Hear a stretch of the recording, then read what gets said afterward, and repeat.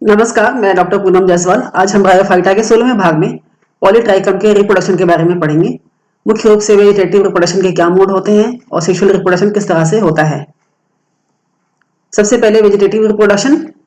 Vegetative reproduction कई प्रकार से होते हैं, जिसमें पहला है प्रोटोनीमा। जब स्पोर जर्मिनेट होते हैं तो ये एक प्रोटोनीमा बनाते हैं। This protonema multiplies bye separation of its branches. इसके ब्रांचेस कई बार विभाजित होते हैं, नया प्रोटोनीमा बनाते हैं आगे जाकर। और कई बार क्या होता है, कई बार कलरलेस सेपरेशन सेल्स बन जाते हैं बीच में से प्रोटोनीमा के, जिसकी वजह से ये प्रोटोनीमा जहां पर ये सेपरेशन सेल्स बनते हैं वहां से ये अलग हो जाते हैं, अलग अलग फिलामेंट्स में डिवाइड हो जाते हैं, ब्रेक हो जाते हैं। कई बार बहुत सारे बर्ड्स होते हैं, वो प्रोटोनीमा पर ग्रो करने लगते हैं, वृद्धि करते हैं उस पर।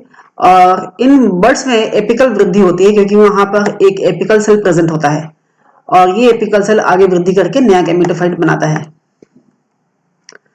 दूसरा तरीका है वेजिटेटिव बर्ड्स, जिसको बल्बिल्स भी कहते हैं, और ये ज्यादातर राइजोइड्स पे बनते हैं। तीसरा तरीका है फ्रैगमेंटेशन।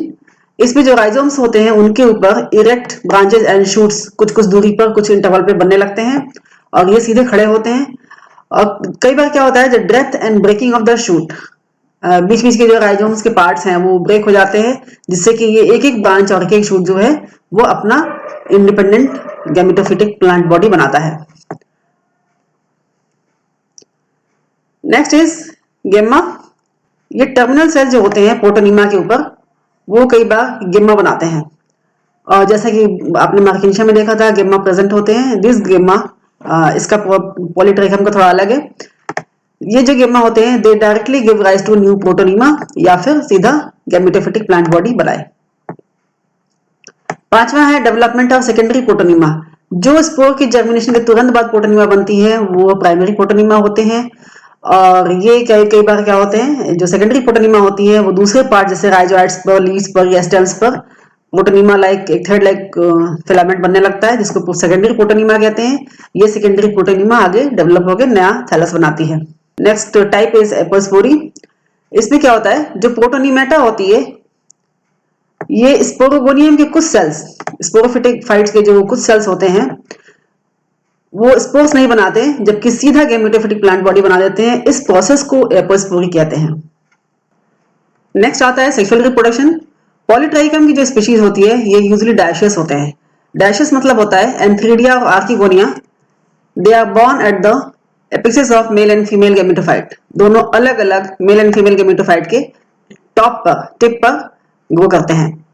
और ये जो ग्रो करते हैं ये ग्रुप में होते हैं, इसलिए इसको इन्फ्लोरेसेंस भी कहते हैं। पुष्पक्रम की तरह होते हैं, लगे होते हैं ये। फिर मेल एंड फीमेल इन्फ्लोरेसेंस जो होता है उसमें group of cells organs present होते हैं, जैसे कि एंथ्रीडिया एंड आर्किगोनिया। और ये जो एंथ्रीडिया एंड आर्किगोनिया होती है, this is surrounded by broad reddish and membranous perichaetial leaves. Perichaetial leaves से घिरे हुए होते हैं। ये आप चित्र में देख सकते हैं, ये लाल कलर की जो पत्तियां दिखाई दे रही हैं, सेंटर में होगा एंथ्रीडियम या आर्किगोनियम, और इसके सराउंड करने वाले, इसके चारों तरफ घेरे रखने वाले मेम्ब्रेनस लाल रंग की पेरिकिटियल लीव्स प्रेजेंट होती हैं। अब देखते हैं मेल गैमेटोफाइट कैसे ग्रो करता है, क्या होता है ये।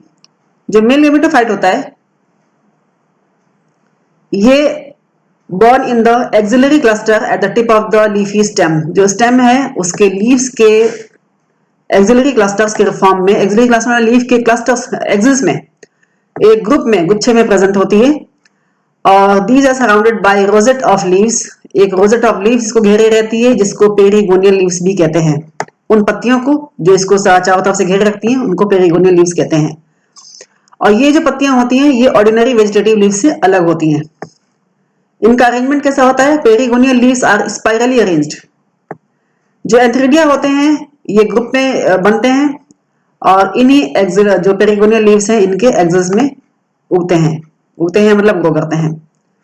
जो मेल इन्फ्लोरेसेंस होता है इसमें ग्रुप ऑफ एंथ्रीडिया प्रेजेंट होती है, और जो एंथ्रीडियम के बीच में, आप अभी चित्र में दिखाती हूँ मैं आपको, these are intermingled with the peculiar sterile green hairs। In green hairs को पैराफाइसिस भी कहते हैं। आप यहाँ चित्र में देख सकते हैं, ये एक इन्फ्लोरेसेंस है, ये पूरा इन्फ्लोरेसेंस है।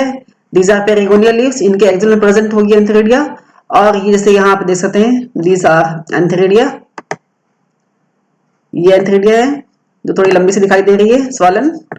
और बीच बीच में sterile filament like paraphysis, this is paraphysis, and यहाँ एरो देख सकते हैं, दिस इज एंथ्रेडिया।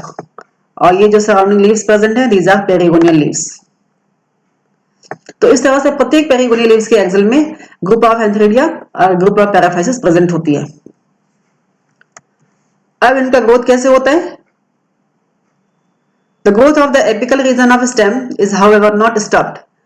जो एंथ्रेडियम बनने के बाद जो स्टेम की एपिकल ग्रोथ बंद नहीं हो जाती, एंड फर्दर जो ग्रोथ होती है वो वापस रिज्यूम हो जाती है जब एंथ्रेडिया जो है वो पूरी तरफ से बन के उसका ग्रोथ खत्म हो जाता है, तब ये फर्दर ग्रो करने लगती है। इसीलिए एक तरह से इन्फ्लोरेसेंस एक क्लस्टर फॉर्म में एंथ्रेडिया ढेर सारी डेवलप हुई दिखाई देती है। जो ग्रुप ऑफ एंथ्रेडिया प्रेजेंट होती है at the base of each leaf in the inflorescence, ये भी पहले बताया, और वो पत्तियां होती हैं जिनको हम पेरिगोनियल लीव्स के नाम से जानते हैं। और each group represent condensed branched, condense मतलब इंटरनोड्स प्रेजेंट, बहुत पत्तियां पास पास होंगी, इसलिए वो घने अरेंजमेंट में पैक्ड रहते हैं, जिसको इन्फ्लोरेसेंस कहते हैं, इन्फ्लोरेसेंस कहते हैं या फिर एंथ्रेडियल हेड कहते हैं। This is a single antheridial head. और यहाँ आप देख सकते हैं ढेर सारी पेरिगोनियल लीव्स प्रेजेंट हैं, दीज आर पेरिगोनियल लीव्स। और इनके एक्सिल में प्रेजेंट है, दिस इज एंथ्रेडियम, और यहाँ पर फिलामेंटस स्टेराइल पैराफाइसिस। इस तरह से कई सारे एंथ्रेडियल लीव्स, यहाँ पर जो एंथ्रेडियम दिखाई दे रही है, दिस इज, ये वो कंडीशन है जब एंथ्रेडियम बर्स्ट हो चुकी है, एंड जो एंथेरोजोइट्स स्पर्म्स होते हैं वो लिबरेट हो जाते हैं। जो एंथेरोजोइट्स होते हैं उनका स्ट्रक्चर इस तरह से होता है, कॉइल्ड बाइफ्लैजेलेटेड। एंथ्रेडियम की संरचना कैसे होती है? Each antheridium is shortly stalked, stalk इसका छोटा होता है, क्लब शेप्ड होता है। जो पूरी एंथ्रेडियम की संरचना है वो क्लब शेप्ड होती है। और जब ये एंथ्रेडियम रेडी हो जाते हैं, राइप हो जाते हैं, तैयार हो जाते हैं, तो इसका स्ट्रक्चर कलर जो होता है इट इज येलोइश और ऑरेंज कलर, एंड जिसका मुख जो है एंथ्रेडियम का ओपन्स एट द टॉप, ऊपर की तरफ ये खुलता है। और उसकी वजह ये है कि these are multicellular opercular cap present होती है टॉप पे। जैकेट होता है, it is present around the capsule, jacket layer present होती है। इसी जैकेट के अंदर inside the jacket are present androcytes mother cell. Androcytes mother cell present होते हैं जो आगे जाकर बाइफ्लैजेलेटेड एंथेरोजोइड, स्पर्मेटोजोइड्स या फिर स्पर्म जिनको कहते हैं, ये बनाते हैं। जो स्पर्मोजोइड्स होते हैं वो डिस्चार्ज कैसे होते हैं? Discharge in the surrounding film of water. Water आवश्यक है क्योंकि ब्रायोफाइट की विशेषता है ये, जिसकी वजह से which wets the surface of the moss bed. और जब वाटर की फिल्म वहां प्रेजेंट होती है तो ये स्पर्मेटोजोइड डिस्चार्ज हो जाते हैं और वाटर फिल्म में तैरते रहते हैं। This is, you can see, this is perigonial leaves, and यहाँ पर एक सिंगल एंथ्रेडियम प्रेजेंट है, क्लब शेप्ड, नीचे स्टॉक है ये, दिस इज स्टॉक, बहुत ही छोटा होता है जो। और this is paraphysis, sterile filament paraphysis present है, and this is coiled biflagellate antherozoids. अब ये एंथ्रेडियम डेवलप कैसे होती है? Antheridia arise at the tip of the male shoot. जो मेल शूट प्रेजेंट होता है थैलस में, उसके टिप पर प्रेजेंट होती है सुपरफिशियल सेल, थैलस के ऊपर एक डेवलप होती है जिसको एंथ्रेडियल इनिशियल कहते हैं। ये आकार में बढ़ती है पहले, फिर अंडरगोज ट्रांसवर्स डिवीजन, एक ट्रांसवर्स डिवीजन होता है जिसकी वजह से एक लोअर प्राइमरी स्टॉक सेल बनती है, और अपर जो ऊपर की तरफ बनता है एंथ्रेडियल मदर सेल। जो प्राइमरी स्टॉक सेल होती है वो कुछ सेल बड़ी स्टॉक बनाती है, लेकिन जो एंथ्रेडियल मदर सेल होता है वो डिवाइड होता है जिससे कि एक एपिकल सेल बनती है जिसमें 2 कटिंग फेसेस प्रेजेंट होती है, साइड वाइज डिवाइड होता है, 2 कटिंग फेस प्रेजेंट होती है। Apical cells cut off 3 to 4 segments, 3 से 4 सेगमेंट में डिवाइड होती है apical cell. Now this apical cell functions as operculum cell. जो ये एपिकल सेल के 3-4 सेल के एपिकल सेल डिवाइड हुई थी, यही ओपर्कुलम सेल की तरह कार्य करती है। यहाँ आप चित्र में देख सकते हैं, this is a single antheridial initial, ये रहा एंथ्रेडियल इनिशियल। यहाँ पर ये primary androgonial cell, this is apical cell center में, इसके डिवीजन के बाद से बनती है ओपर्कुलम सेल, और सेंटर में दिस इज जैकेट लेयर, बाकी तरफ सिंगल लेयर जैकेट, और सेंटर में बहुत सारे एंड्रोगोनियल सेल्स।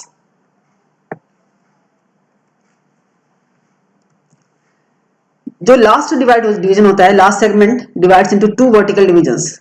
एपिकल सेल में डिवीजन हो गया, पहले ओपर्कुलम सेल बना, उसके बाद जो लास्ट डिवीजन होता है that is vertical, 2 vertical division होते हैं, जिसकी वजह से जो ये सेल होता है, लोअर सेल होता है, that forms a peripheral jacket initial and a central primary androgonial cell. जो जैकेट इनिशियल के सेल्स होते हैं divide to form single layer jacket, ये जैकेट बनाते हैं जो सिंगल लेयर होती है। जो प्राइमरी एंड्रोगोनियल सेल्स होते हैं ये डिवाइड होते हैं कई बार तो एंड्रोगोनियल सेल्स बनाते हैं। कहने यहां कंफ्यूजन ना होने नहीं हो इसलिए मैं बता देती हूँ, primary androgonial cells divide to form androgonial cell. जो एंड्रोगोनियल सेल्स होती हैं, प्राइमरी एंड्रोगोनियल सेल्स, वो बार बार डिवाइड होती है, एंड्रोगोनियल सेल बनाती है, और लास्ट में जब डिवीजन समाप्त हो रही होती है, डिवीजन बंद हो रहा होता है, तो वो कन्वर्ट हो जाती है एंड्रोसाइट मदर सेल में, उसके आगे डिवीजन नहीं होता। एंड्रोसाइट मदर सेल जो है ये यही मेटामॉर्फोज होकर 2 क्वाइल्ड बाइफ्लैजेलेटेड स्पर्म बनाती है, जिसको एंथेरोजॉइट्स भी कहते हैं। जो एंथेरिडिया है वो डेसेंस कैसे होता है, कैसे ये विखंडन होता है इनका, in the presence of water. जो अपर्कुलम सेल है एंथेरिडियम की, दैट थ्रोज ऑफ, ये ऊपर की तरफ थ्रो हो जाती है, and the pour is form eight the apex, और अपर्कुलम सेल हट जाने के बाद एक पोर बन जाती है, और जिसकी वजह से जो स्पोर मास होता है वो जो म्यूसिलेज में रहता है दैट कम्स आउट। अब देखते हैं फीमेल गैमेटोफाइट का स्ट्रक्चर कैसे होता है। Archegonia is the female gametophyte and it is borne on a separate plant, क्योंकि डायशियस है इसलिए अलग प्लांट पे बनता है, और ये भी कहाँ बनता है, in the cluster at the apex of the gametophore, gametophore के एपेक्स से बनता है, जिसको आर्किगोनियल हेड भी कहते हैं। और ये भी पेरिकेटियल लीव से सराउंडेड होता है, और ये एक तरह से इसके ऊपर फोल्डेड रहती है। जो आर्किगोनिया है वो पेरिकेटियल लीव से घिरी हुई होती है, और पेरिकेटियल लीव्स के ऊपर फोल्डेड होती है, मुड़ी हुई होती है, झुकी हुई होती है।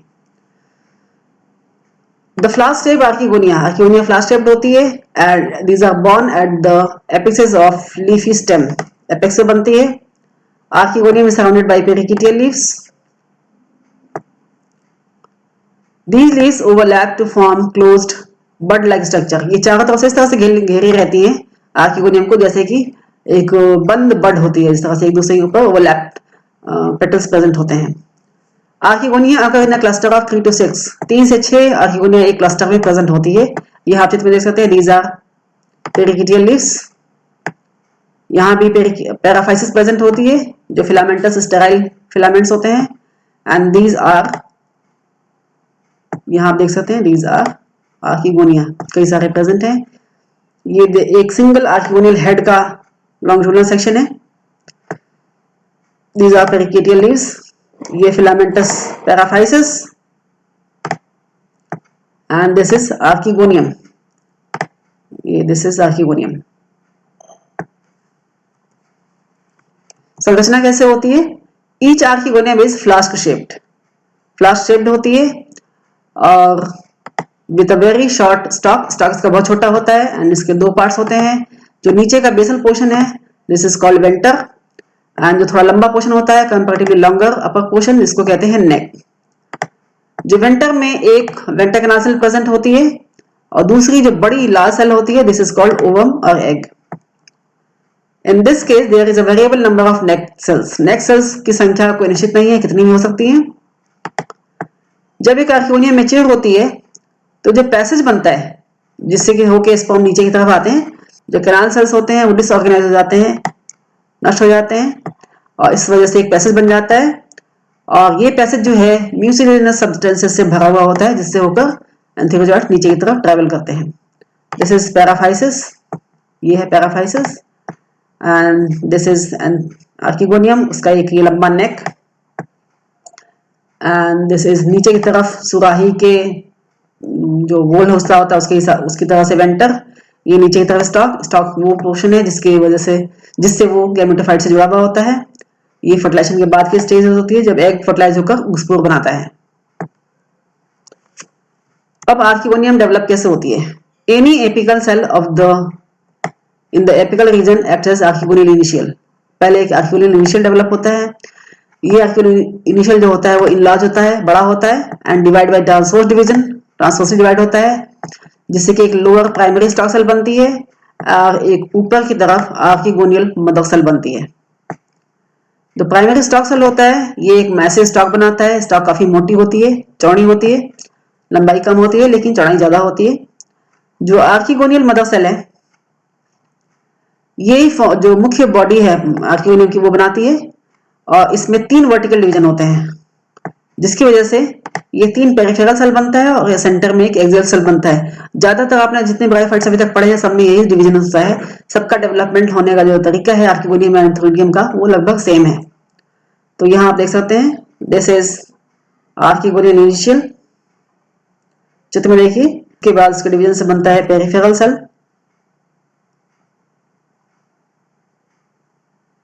और नेक कैनाल सेल और लास्ट में एग विथ लॉन्ग नेक। जो 3 पेरिफेरल सेल्स प्रेजेंट होते हैं ये 2 से 3 लेयर जैकेट बनाते हैं वेंटर के चारों तरफ, और जो एक्सियल सेल होता है सेंट्रल सेल प्रेजेंट होता है ये इसमें ट्रांसफर डिवीजन होता है, जिसकी वजह से एक इनर अंदर की तरफ सेंट्रल सेल बनती है और बाहर की तरफ एक आउटर एपिकल सेल बनती है। जो सेंट्रल सेल है यही वेंटर का मुख्य भाग बनाती है, जिसमें एक अपर जो ऊपर का हिस्सा है स्मॉल वेंटर कैनाल सेल बनती है और नीचे की तरफ एक लार्ज एग सेल बनती है।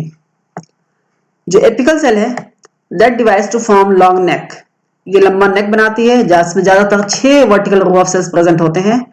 जो सेल्स होते हैं इसके they cut up from the base from neck canal cell, मतलब कि वेंटर और नेक के बीच में नेक कैनाल सेल प्रेजेंट होती है जो दोनों को अलग अलग करती है।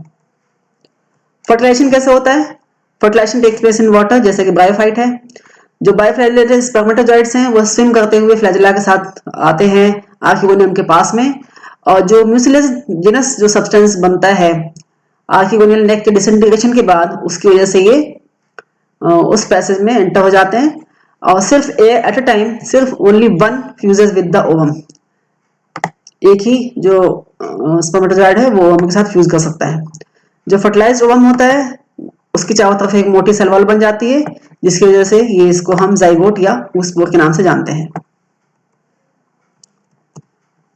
द ओवा ऑफ सेवरल आर्किगोनिया में भी फर्टिलाइज्ड, क्योंकि पेरिकेटियल लीव्स के अंदर बहुत सारे आर्किगोनियम प्रेजेंट है तो कई सारे ओवा फर्टिलाइज हो सकते हैं जिससे कि oospore बनता है।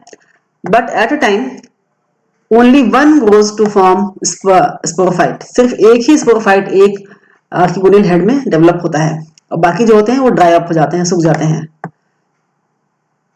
सो only 1 sporophyte develops over the leafy gametophore. With fertilization the formation of spore बन जाता है एंड द स्पोरोफिटिक या डिप्लॉयड जनरेशन स्टार्ट हो जाती है। Thank you. आगे हम बायोफाइटा के 17 पार्ट में पॉलीट्राइकम के स्पोरोफिटिक जनरेशन और अल्टरनेशन ऑफ जनरेशन के बारे में पढ़ेंगे। धन्यवाद।